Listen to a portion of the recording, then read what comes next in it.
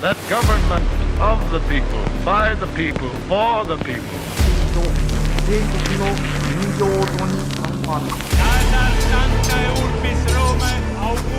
Да здравствует мир между народами. Урд минь Монголын уудам хад, хойно минь Монголын хүчрхэг их мордчлог байваа.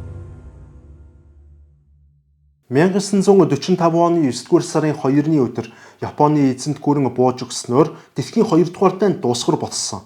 Өчигдөрхөн гэхэд Аз твийн бараг талыг шахуу өөрийнх нь гарт оруулаад байсан энэ хүчрхэг эзэнт гүрэн яг л Хирошима болон Нагасаки хотуудын адилаар хормын дотор үнс нүрэн болж олон сая ард иргэдийн амь насыг автаж шившигтэй ялагдах хүлээсэн. Харин дайн дууссаны дараагаар дэлхийн нийтээрээ Япон улсыг удирдах, Япон улсыг энэхүү дайнд хөтлөн оруулж, Япон улсыг түрхэрсэн төрийн дээд болон цэргийн дээд албан тушаалтнуудад ямар хувь тавилан тохиох бол тэднийг чухам ямар ирээдүй хүлээж байгаа бол хэмээн дэлхийн нийтээр чих тавин суусан. Япон улс бууж өгсөний дараагаар яг л Германы Нюрнбергийн шүүх хурлын нэгэн адилаар Японы дайны гэмт хэрэгтнүүдийг шүүх Токиогийн шүүх хурал 1946 оны 5 дугаар сарын 3-ны өдөр эхэлсэн юм. Энэхүү Токиогийн шүүх хуралд Америк нэгдсэн улс, Их Британи, Зөвлөлт холбоот улс, Франц, Хятад гэх мэтээр дэлхийн 11 орны төлөөлөл оролцож 1948 оны 11-р сар хүртэл 2 жил хагасын хугацаанд нийт 881 удаагийн шүүх хурал болцсон байдаг. Тус шүүх хурлын зөвхөн дайны А ангиллын гэмт хэрэгтнүүдийг шүүлсэн бөгөөд Японы улс төр цэргийн дээд түвшний 28 хүнийг шүүлсний эцэст 7 хүн цаазын ял авч 16 хүн бүх нацаараа хорих ялаар шийтгүүлж үлдсэн хүмүүс нь хорих ял болон сэтгцийн өвчтөй гэх мэт үндэслэлүүдээр чөлөөлөгдсөн байдаг. Гэхдээ Токиогийн шүүх хурлын хамгийн их маргаан дагуулдаг зүйл нь хит цөөн тооны хүмүүсийг шүүлсэн бөгөөд ерөнхийдөө шүүх хурлыг дэндүү шудраг бус буюу Япончуудад нацистуудтай харьцуулахад зөөлөн хандсан хэмээн дэлхийн нийтээрээ шүүмжилдэг. Тухайлбал дайны үеийн Японы эзэн хаан буюу дайн хийх гол шийдвэрийг гаргасан Хирохитог шүүх хурлаар огт оруулаагүй бол хүн бүхний өмнө эв тод болцсон манжуурт байрлаж байсан биологийн зэвсгийг хүн дээр харгас аргаар туршиж байсан 731-р ангийн нийт бие бүрэлдэхүүн шүүхэд дуудагдалгүйгээр ял авалгүй үлдсэн байх жишээтэй. Тэгэхээр гол сэдвтэ орохоос өмнө манай хамтран ажиллагч байгууллага болох Домж Бор брендийн 5 тансаг хүнчир зэрэг цувралын шинэ төрөл болох хушны самартай төрөл маань худалдаанд гарсан болохыг дуулгахад таатай байна. За энэхүү төрөл нь бол Монгол орны ойгоос хамгийн сайн сортын самрыг ширж сонгон орчин үеийн технологиг уламжлалт ангаах ухаантай хослуулсан. За амт үнэрийн хувьд бол ярилцгүй сайхан бүтээгдэхүүн болсон. Та энэхүү бүтээгдэхүүнийг нэг удаадан хэрэглэхдээ 37 мл-ээр буюу эрүүл мэндэд хамгийн зохистой хэмжээгээр хэрэглэхийг зөвлөж байгаа юм а. 1930-ад он гэхэд Японы эзэнт гүрний Бярн Цэжиндэ багтгаа байснаар тус улс Аз твийг бүхэлд нь өөрсдийн гарт оруулахаар амбицлж эхлэв. Япон улсыг тухайн үед үндэсний үзэл болон милитаризм улс орны оюун санааг бүхэлд нь эзлээд байв. Тухайн үед Аз твийн дийлэнх улс орнуудыг Европын улсууд колончлж байсан тул Япончууд Азийг Азад нь үлдээх уран дор Аз төв дэх байлдан дагуулалтаа эхлүүлжээ. Ийхүү Японы их амбицийн эхлэл 1931 онд Манжурийн нутагт хавтан довтолсноор эхэлсэн юм. Манжурыг эзэлсэний дараагаар 10 жилийн хугацаанд гэхэд Японы эзэнт гүрэн зүүн өмнөд Аз болон Хятадын далайн эргийн газар нутгийг бүхэлд нь эзлээд тогтохгүй Австрали руу хүртэл хавтан довтолж эцэст нь 1941 онд Америк нэгдсэн улсын Совдон эргийн Тэнгисийн флот руу хавдалснаар Америк нэгдсэн улстай дайн зарласан байдаг. Японы армийнхны хувьд дайны гэмт хэргийг нацист Германаас илүү гарнуу гэхээс дутхааргүй үлдэж байв. Тухайлбал тэд 1937 оны Японы эзэн хааны 6 болон 16 дугаар дивиз Нанжин хотод их хядлага үлдэж 200-аас 250 мянга гаруй энгийн иргэдийг устгасан байдаг.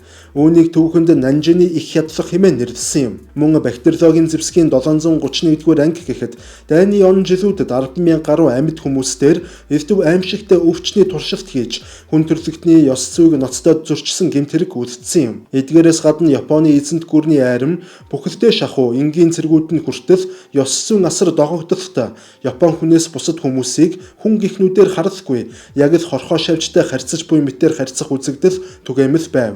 Эцэст нь 1945 онд тэд дайнд ялагдав. Ялагдсны дараа харин тэдэнд ямар хувь тавилан тохиолдсон нь хамгийн хачирхалтай. Хамгийн чухал хүмүүсийн нэг бол Японы ерөнхий сайд Хидеки Тожо байв. Тэрээр 1941 оны 10 дугаар сарын 18-ны өдөр Японы ерөнхий сайд болсон бөгөөд Германы үндэсний социализм, Италийн фашизмаас урам авсан жинхэнэ фашист нэгэн байлаа. Хидеки Тожо ерөнхий сайд болсныхын дараагаар Америк нэгдсэн улс, Британи, Голланд зэрэг улсуудын эсрэг Япон улсыг дайн зарлуулсан юм. Тэрээр Перл Харбор буюу Совдон эргийн халдлагын гол шийдвэрийг гаргагчдын нэг байв. Мөн тэрээр Хятадд Японы армийн хийж байсан харгастай энгийн иргэдийн эсрэг хятадхыг зогсоох бус харин ч уухайлан дэмжиж байсан нэг. Улмаар дайн дууссаны дараагаар буюу Япон улс бууж өгөх үеэр Хидеки Тожо өөрийгөө буутсан боловч золоорч гэхүү гайгарч гэхүү амьд үлдэж чадсан байдаг. Үүний дараагаар Америк нэгдсэн улсын цэргийнхэн түүнийг баривчилж Токиогийн олон улсын шүүхэд шилжүүлв.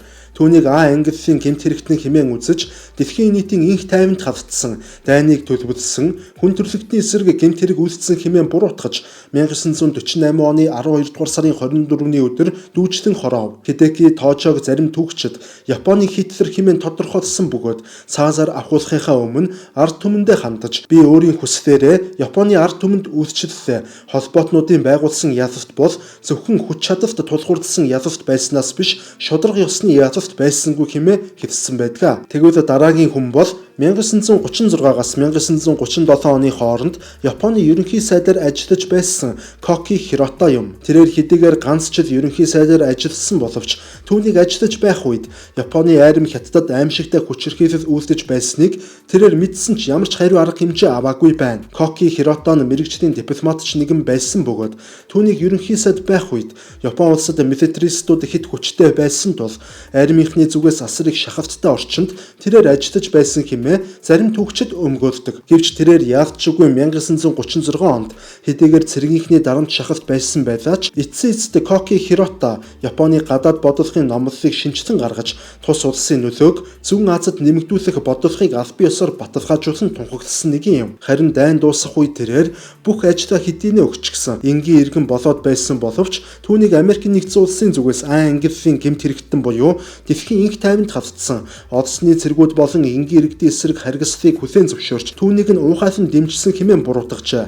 Улмаар шүүх хурлаас түүнийг цаазлах ял өгч 1948 оны 12 дугаар сарын 23-ны өдөр дүүжлэн хоров. Тэрээр хизээч цэргийн алба хашиж байгаагүй бөгөөд дипломатч мэрэгжилтэй нэгэн байсан хэдий ч түүнийг буруутгасан гол шалтгаан нь Японы армийн харгислыг зогсоогоогүй буюу хийж болох байсан ч хийгээгүй үйлдэлийн төлөө буруутгасан юм. Тэрээр өөрийн улс үндэстний түүхэн эмгэнэлийн хариуцлагыг өөрийн биеэр хүлээсэн нэгэн байв. Тэгэхээр та бүхэндээ контентын дундуур хамтран ажиллагч байгууллага болох авторг нь хууль зүйн товчоогоо танилцуулж байна. За хэрвээ танд болон таны аж ахуйн нэгжид ямар нэгэн байдлаар хууль эрх зүйн зөвлөмж туслалцаа хэрэг болвол авторганд хандаарай. Дараагийн хүн бол дайны үеийн Японы армийн сайд Манжурын эзлэн түрэмгийллийг зохион байгуулсан нэгэн болох Сесерио Итагаки байв. Тэрээр 1931 онд Японы төмөр замыг хятадууд дэлбэлсэн гэх хурамч шалтгаан гаргаж Япончууд Манжурт довтлох болсон гол үйл явдлыг зохион байгуулагч үүний архитектор нэгэн байв. Түүний зохион байгуулсан хурамч шалтгаанаас болж Манжурын нутаг Япончуудад эзлэгдэж тэр нутагт Манжуго хэмээх тоглоомын улс байгуулагдсан юм. Мөн Манжурыг эзэлсний дараа тэрээр Манжур дахь Японы армийн штабын дарга болон дэвшсэн байдаг. Улмаар 1937 онд Японыг Хятад руу довтлох стратегийг гардан боловсруулж хэрэгжүүлсэн бөгөөд Нанжины хятадхад түүнийг шууд болон шууд бусаар хамаатай хэмээн үзжээ. Сесерио Итагаки 1940-с 41 оны хооронд тушаал дэвшиж Японы армийн сайд болсон бөгөөд Японы милитарист бодлогыг тэрээр бүх талаар дэмжиж дайныг улам өргөжүүлэхийг дэмжиж байлаа. Харин дайны сүүл үед тэрээр Бирман буюу өнөөгийн Мянмар дахь цэргийн командлагч болсон бөгөөд тухайн үед Япончуудад олзлогдоод байсан олон мянган Бирман болон холбоотны цэргүүдийг зэрлэхээр хөнөөж дайны гэмт хэргийг аимшигтайгаар үүдсэн юм. Эцэст нь дайн дууссаны дараа 1945 онд түүнийг баривчилж Токиогийн шүүх хуралд мөн инх тайванд хавтсан, дайныг төлөвлөсөн, дайн явуулсан, хүн төрөлхтний эсрэг гэмт хэрэг үйлдсэн гэх мэт зүйлээр буруутгаж Английн гэмт хэрэгтэн хэмээн үзэж 1948 оны 12 дугаар сарын 23-ны өдөр өмнөх хүмүүсийн хамтаар цаазалсан юм. Харин дараагийн хүн бол 2 дугаар дайны үеийн Японы генерал Кенрио Сато. Тэрээр цэвэр цэргийн хүн байсан бөгөөд армийн ерөнхий штабын стратегийн дарга Зүүн Хятад дахь Японы армийн командлагт ахлах төлөвлөгч хожим нь армийн сайдын зөвлөх, тагнуулын зохицуулагчаар ажиллаж байсан нэг. Кенриус Сатон Японы армийн Филиппин, Сингапур, Малайз, Индонез зэрэг газрууд руу дайралт хийсэн довтолгооны төлөвлөгөөг боловсруулсан гол хүмүүсийн нэг бөгөөд түүнийг ширээний ард сууж дайн хийсэн генералуудын нэг буюу цагаан захтай генерал хэмээн хочирддаг байв. Кенриус Сато мөн л дайны А ангиллын гэмт хэрэгтэн тосогдож 1948 онд бусдын адил цаазлуулжээ. Тэгвэл дараагийн хүн бол Японы эзэн хааны армийн генерал Нанжиныг хятадхын гол командлагч Иване Мацуди хүн юм. Тэрээр Японы армийн хамгийн нэр хүндтэй офицеруудын нэг байсан бөгөөд Нанжин хотыг бүсдэн эзэдсэн гол хүн нь байв. Түүний удирдлага дороо Нанжины фронт бүхэлдээ хамаарч байсан бөгөөд түүний удирдсан цэргүүд Нанжинд 250,000 гаруй энгийн болон одсны иргэдийг хөнөөснөөс гадна 80,000 гаруй эмэгтэйчүүдийг хүчирхийлсэн юм. Гэвч түүний мэдүүлэгт би ийм харгислал болсон талаар огт мэдээгүй, мэдсэн бол зогсоох байсан хэмээн будсааруулсан байдаг. Гэхдээ яаж ч бодсон түүний гард орох цэргүүд хүн төрлөختний түүхэнд донсолгоо үзүүлэхүйц ийм аимшигтай хядалахыг үлдэж байхад хариуцсан офицер нь мэдэхгүй байна гэдэг бол үнэхээр үнэмшилгүй хэрэг байв. Ийм шүүхээс түүнийг өөрийн цэргүүдийн үйлдэлд анхаарал тавиагүй, цэргүүдийнхэн харгислалыг дууган өнгөрүүлсэн хэмээн буруутгаж 1948 оны 12 дугаар сарын 23-ны өдөр цаацаар авахулсан юм. Энэ мэтээр Японы улс төр болон цэрэг армийн зарим томчууд нийлээд 22 хүн Токиогийн шүүх хурлаас цаазын болон хорих ял авсан бол хэн бүхний нүдэнд гэмт хэрэг үйлдсэн боловч огт шүүхээр оролгүй 9 минут өнгөрсөн хүмүүс бас тэдэнтэй зэрэгцээд байв. Тухайлбал харгас туршилтуудаараа алдартай 731-р ангийнхнаас ганц ч хүн ял идэлсэнгүй. Япон улс дайнд бууж өгсөн даруйд 731-р ангийнхан туршилтын лаборатори болон архивуудаа бүхэлд нь шатааж туршилтаас амьд үлдсэн хүмүүсийг бүгдийг нь ноцлох баримт үлдээхгүй тулд буудан хороож гэрчгүй болгохоор хичээсэн байдаг. Тэдний зарим нь манжуураас ухарж байх үедээ зөвлөлтийн улаан армийнханд олцлогдсон бол хамгийн гол хүмүүс нь тус ангийн захирагч эрдэмтэн Широ Ишитэй хамтаар Америк нэгдсэн улсын талд сайн дураараа бууж өгсөн юм. Тэд Америк нэгдсэн улсын тагнуулын байгууллагад өөрсдийн болон эрдэмтдийн бүх дата, бүх туршилтын үр дүнгуудын талаар дэлгэрэнгүй мэдээллүүдийг дамжуулан өгсөн ба үүний хариуд аимшигтай яргалал үйлдсэн 731-р ангийнхнаас нэг ч хүн ял хүлээхгүй, бүр шүүх хурлаарч оролгүй 9 минут үлдэж чадсан байдаг. 731-р ангийнхан Америк нэгдсэн улстай хийсэн энэхүү тохиролцоо нь 2 дугаар дайны хамгийн бохирд тохиролцоо байв. Тэднээс бүр нэг ч хүн ял аваагүй бөгөөд бүгд жам ёсороо таалалт өгсөн юм. Харин манжуураас ухарч байгаад зөвлөлтийн талд олцлогдсон 12 эрдэмтдийн хувьд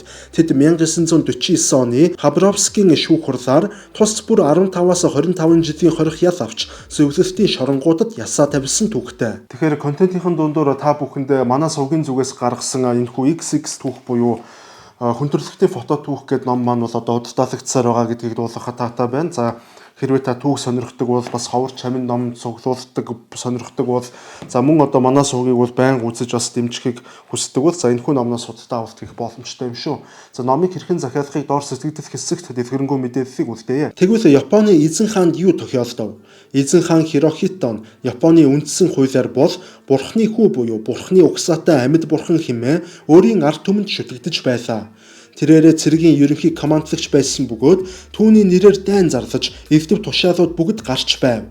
Гэвч дайны дараагаар Япон болон Америк нэгдсэн улсын зарим улс төрчид болон түүхчид Хирохитог гол шийдвэр гаргадаггүй бөгөөд зөвхөн бэлэгдлийн чанартай удирдагч байсан хэмээн өмгөөджээ. Дайны дараа болсон Токиогийн олон улсын цэргийн шүүхэд Хирохитог яллагдагчаар татах талаар эхэндээ хэлэлцүүлэг өрнөж байсан ч Америк нэгдсэн улсын цэргийн дээд командлагч генерал Дуглас Макартур түүнийг шүүх хурлаар оруулахгүй байхаар шийдвэрлэв. Учир нь амьд бурхан хэмээн шүтэгддэг эзэн хааныг шүүх хурлаар оруулж ял өгвөл Япон даяар буцлага өмнө гарах нь тодорхой байсан тул хааныг шүүхгүй байсан нь хин хиндэ үлсэтэй хэмээн шийджээ. Гэхдээ Америк нэгдсэн улсын зүгээс бас ч яг зүгээр суугаагүй бөгөөд 1946 оны 1-р сарын 1-ний өдөр Хирохитог бусад хүн төрлөختөнтэй ижил угсаа гаралтай хэмээн тунхаглаж бурхны хүү гих үзлийг нь бүр мөсөн үгүйсгсэн байдаг. Улмаар 1947 оны Японы шинэ үндсэн хуулиар Японд захирагчаар сууж байсан генерал Макартурын шууд нөлөөгөөр Японы эзэн хааныг төрийн бэлэг тэмдэг болгож улс төрийн бүх эрх мэдлээс нь түлэгдсүүлсэн юм. Ийхүү Японы эзэн хаан тухайн цагаас эхлэж зөвхөн ёслолын үүрэгтэй хаан төдийн нэртэй нэгэн болон хувирсан байдаг.